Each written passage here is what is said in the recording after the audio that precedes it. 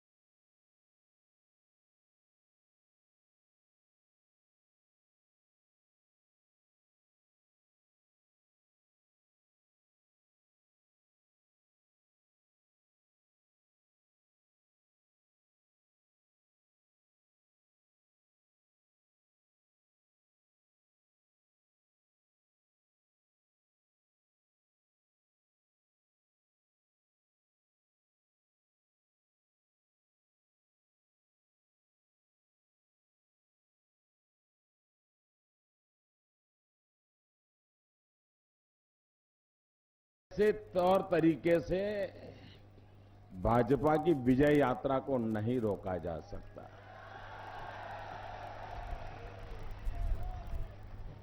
इस प्रकार की रुकावटें पैदा करके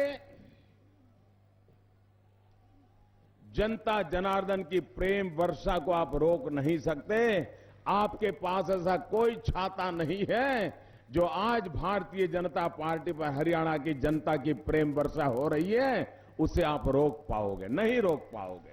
हरियाणा के चुनाव तो बड़ी बारीकी से मैंने देखे हैं, हर गली मोहल्ले के चुनाव तक को मैंने देखा हुआ है।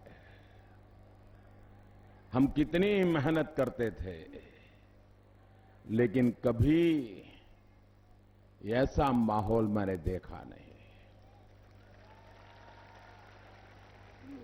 लोकसभा के चुनाव में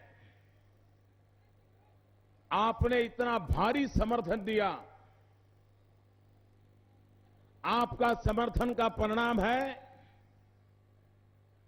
हरियाणा के प्रेम का परिणाम है कि पूर्ण बहुमत के साथ दिल्ली में भारतीय जनता पार्टी की सरकार बनी। भाई भतीजेवाद में डूबी हुई है। जो मुखिया सरकार में बैठता है उनके परिवारजनों को जागीर दी जाती है। जागीर, ये देश दो जिले तुम्हारा, जाओ लूटो। ये खदान तुम्हारी, जाओ लूटो। ये शहर तुम्हारा, जाओ लूटो। ये शिक्षा वाली कॉलेज और स्कूल तुम्हारी, जाओ लूटो। ये अफसरों के तबादला करना है तो इस लेवल के अफसरों का तबादला तुम्हारे पास, जितना कमाना है कमा लो। इतने अफसरों का तबादला तुम्हारे जिम्मे, जितना कमाओ कमा लो। ये 6 जिलों का पुलिस खाता तुम्हारे जिम्मे, ये 4 जिलों का पुलिस वाला तुम्हारे जिम्मे, जो काम लेना है ले लो।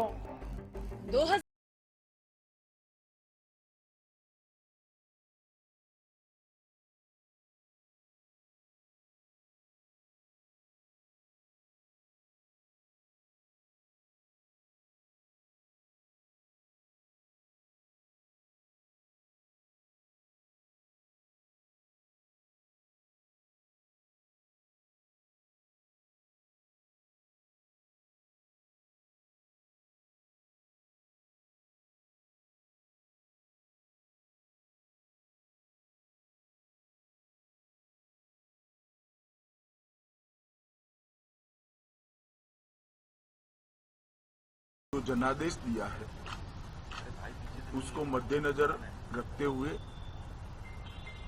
वो जनादेश का स्वीकार करते हुए दोनों पार्टियों के नेता ने ये तय किया है कि हरियाणा के अंदर भारतीय जनता पार्टी और जेजेपी, श्री दुष्यंत चौटाला जी की पार्टी, दोनों मिलकर सरकार बनाए।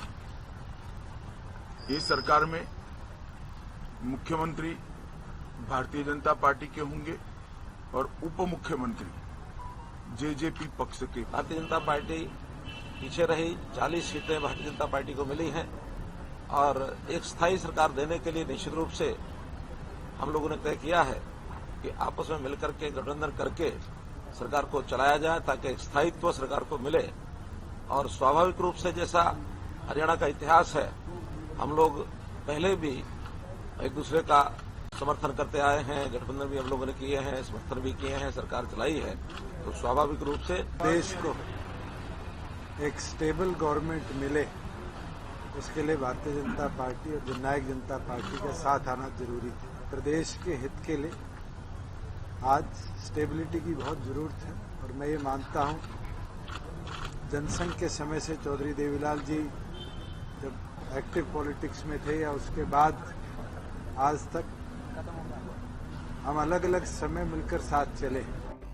अब 2024 के चुनाव में ये देखना बेहद दिलचस्प होगा कि भले ही तमाम सियासी दल अपनी अपनी जीत के दावे कर रहे हों, लेकिन इस चुनाव में ये देखेंगे कि क्या बीजेपी फिर सीएम की कुर्सी हासिल करने में कामयाब होती है या 10 साल से सत्ता की तलाश में जुटी कांग्रेस जीत हासिल करने में कामयाब होगी। Bureau report, Haryana.